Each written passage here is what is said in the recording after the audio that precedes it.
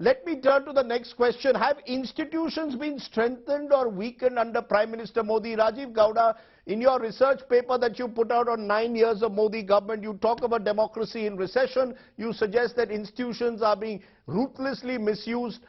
The BJP will turn around and say, this is the party of the emergency giving us lessons on democracy. The emergency is a long time ago. We have moved on from there as a nation, and we need to ensure that our institutions are strengthened. Instead, under Modi Sarkaar, you have seen a continuous assault on every institution that is supposed to do its job in keeping the country and its polity, on an even keel. Take the Enforcement Directorate, the CBI, the caged parrot, the famous caged parrot. Every one of these institutions has been targeting just opposition leaders and not the vast number of people on the BJP side who are massively corrupt, like we saw in Karnataka. The BJP will say the CBI was a caged parrot when the Congress was in power, Professor Gowda. So how is the Enforcement Directorate today different from the CBI during the UPA years? So you're suggesting that things are better under Modi Sarkar. I'm telling you that they're much worse. No, I'm not. All right. So that's the basic point. And the second thing is, if you look at the way the judiciary has been treated, if you look at the erstwhile Law Minister Kiren Rijiju and his kinds of the statements that he was making, including calling retired judges anti-national, these sorts of statements, the kind of interference in judicial appointments, all of these are aimed at weakening an institution which is supposed to be one of the bulwarks of our democracy. Take your own institution of the media.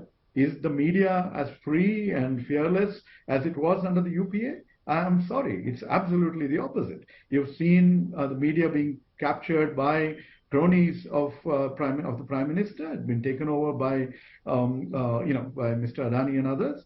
And the end result is that people, anchors who had a voice, who would raise their voice against corruption, expose misdemeanors of the highest sort, all of them have been ousted. And what you have today is a very pliant and compliant media which refuses to expose any of the negatives that this government is indulging in.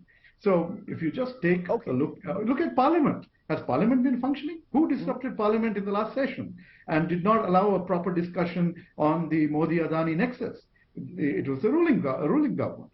So this is the story. Across the board, every institution has been weakened, and politicians who are, charged with corruption, the moment they take a Ganga Snan and join the BJP, suddenly all the cases against them get washed away. So basically, I just want to give Swapan Dasgupta the opportunity. I just want to give Swapan Dasgupta the opportunity to respond to that, and then I'll go round the table again. Swapan Dasgupta, respond to that. Do you concede that the BJP, which promised to give a different style of governance, has given us more of the same? They misuse central agencies perhaps more ruthlessly. They're accused of using money power to bring down government. Do you feel yourself to be a compromised journalist? Do you feel yourself? I would like to believe I'm a journalist with a difference. I'm a journalist with a difference. I would like to believe, but I would like to believe the media as an institution has weakened. No, media as an institution, there is the media and there is the media. There are various facets of the media. At one time, the media was almost exclusively tilted in one direction. There has been a greater semblance of parity now in various type of ideological and other political forces which are coming into the media. Just like what has happened in the question of the elite and decision making. A particular section of elite has been replaced by another section of the elite. Okay? By a new elite. Okay. And that is creating a lot of hard in the thing. So you seem to almost suggest that this is one elite replacing the other. So it's not necessarily a party with a difference. Dispensation has gradually been edged out the commanding heights of the Indian society. And it's been replaced by others who have different ideas. And it is that which is seen as an erosion of institutions. It is basically that which is seen as the So it's Well, basically 95% of ED cases, for change. example, are against opposition leaders, Swapan Dasgupta. The hard data is there, where governments There is have no been data toppled to in how, different there states. is no hard data to describe institution.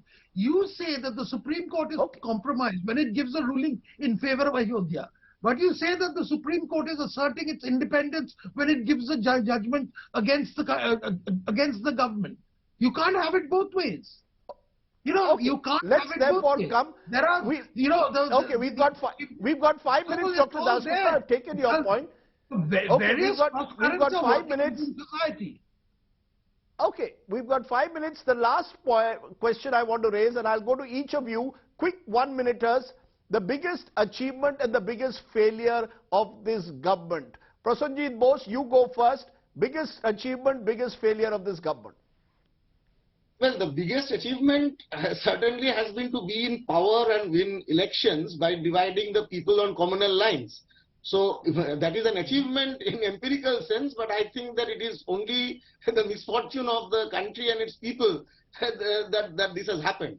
But in terms of negative, I think that taking on what Mr. Dasgupta just said, that it's not a question of one elite representing the other. This elite is certainly a very dangerous elite. This elite is playing with fire. It is basically tampering with the constitutional scheme of things. It is trying to subvert the India's constitution. You look at the kind of changes that have been brought in or attempted. NRC, CAA, lying in the Supreme Court. And now the government is trying to introduce NRC through Aadhaar. What is NRC?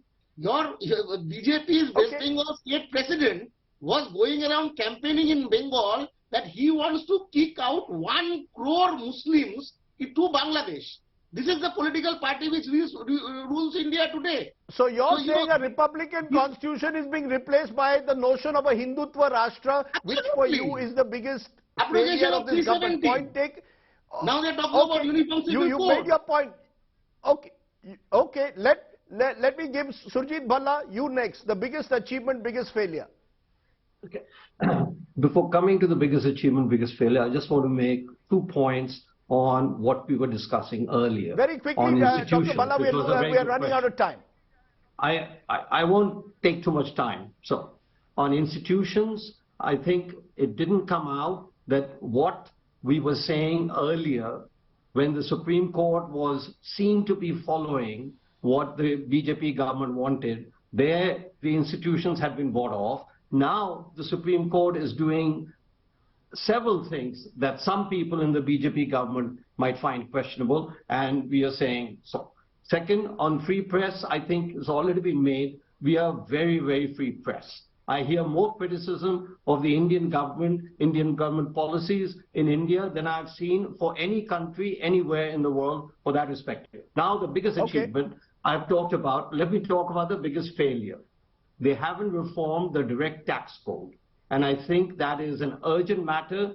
That is a big economic reform that should have happened, perhaps will happen soon. But you asked me for the failure, that's the failure. And I didn't take too much time. And the biggest achievement? Basically, we are a major power in the world now. The delta, the change in India's fortunes, Indian individuals' fortunes, the change in our lives is the biggest achievement. I have not seen such change in such a short period of time in India at any time in its history, and for most countries at any time in their history. Okay,